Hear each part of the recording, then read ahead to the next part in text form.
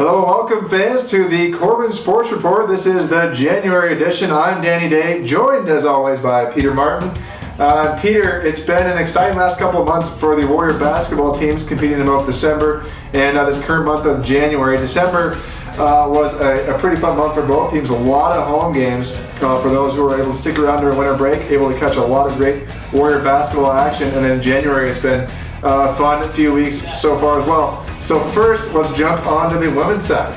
Yeah, Danny, after a slow start to the women's basketball season, they really turned it on late, winning 5 of the last 6 games, highlighted by a thrilling overtime win over New Hope Christian on the 2nd of January. That was a fantastic win. A little bit of a come from behind there, close one, nail-biter around the second. That was a very exciting Absolutely thrilling game. The 15th and 16th of January, just this last weekend, the Warriors also had an excellent home performance, sweeping both Multnomah and Warner Pacific to even the record back up to 500 in conference play.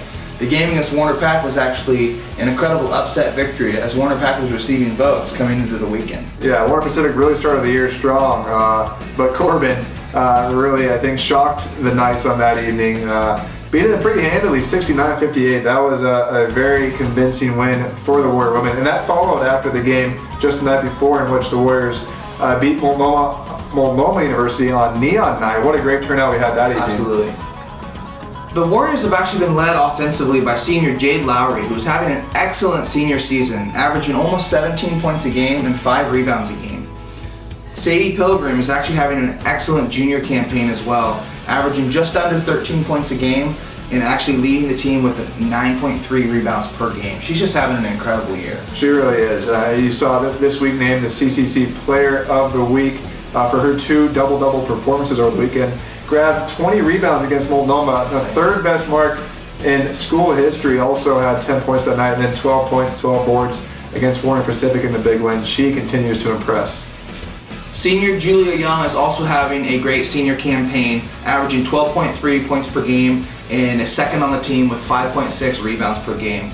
She's really having an excellent year. She's struggled with injuries over the course of her career, and it's really been great for the Warriors to have her healthy this season. Yeah, and great at the free throw line too. Whenever they need a clutch free throw, she's provided that. Including the game in Multnomah when she actually sunk the 2 free throws to put the team ahead in the waning seconds to win that game. Absolutely.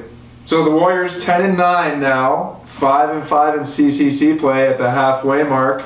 Looking very good, looking for a strong finish. It's going to be a great second half of the year, and with the momentum they've gotten in the last 6 games, I'm excited to see how it's going to turn out.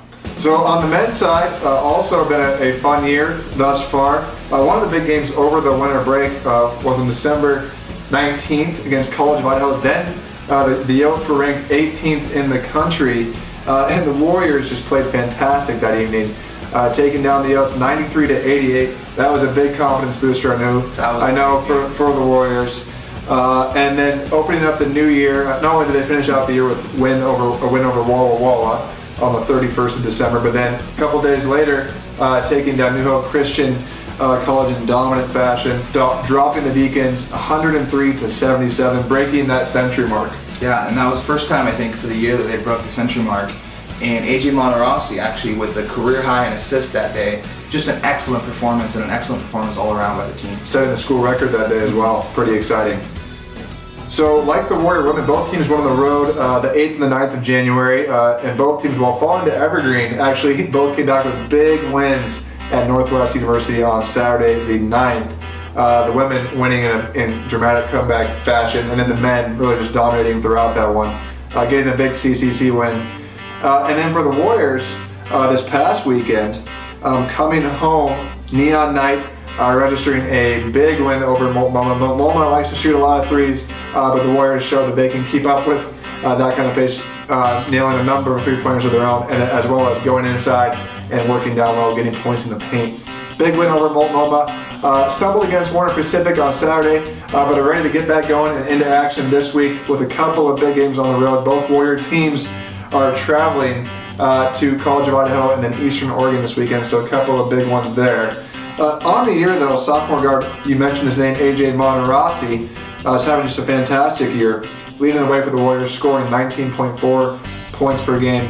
And then Cyrus Ward having just another fantastic season, capping off his great career for the Warriors, averaging 17.8 points per game, with a team best 7 rebounds a game. Really, both of them are just having excellent seasons. They really are. And as the whole team is, the whole starting lineup, as well as the players coming off the bench. One of those players, Joel Johnson, a rookie for the Warriors this year, 17 blocks on the year, has really been a dominant force inside, not letting other teams just penetrate into the middle. If they do, he's there to block their shots. 17 on the year. So the Warriors now with an 11-7 overall record, 5-5 in the CCC. Both Warrior teams 5-5 in CCC play thus far. Looking forward to an exciting second half of the year. As mentioned, at CVI and Eastern Oregon this weekend. So a couple of crucial games to start the second half of CCC playoff right and get going and finishing the 2015-16 season out really strong. And like you said, right at the halfway point now, the next half of the season will be very telling, and there is no telling exactly where they're going to end up. The future is in the hands of the Warrior teams. It sure is, and the conference is very strong on both sides, so it should be an exciting finish to the year. And not only are the Warrior basketball teams in action, but Peter, the Corban Spring Sports are getting into action. They started right when they came back from Christmas break. You got your baseball and softball teams going on right now. I know you're a former baseball player, so excited to see them get going. Softball going as well. Also, the Corban golf team's back in action, as well as the Corban track and field teams, both men's and women's, for both the golf and track and field teams. So a lot of great things ahead for Warrior sports teams over these next few months. Should be an exciting second semester here. Also, be sure to vote for Cadmar on the CCC Mascot Challenge, as that is currently taking place, the opening round of that. So for Peter Martin, I'm Danny Day. Go Warriors.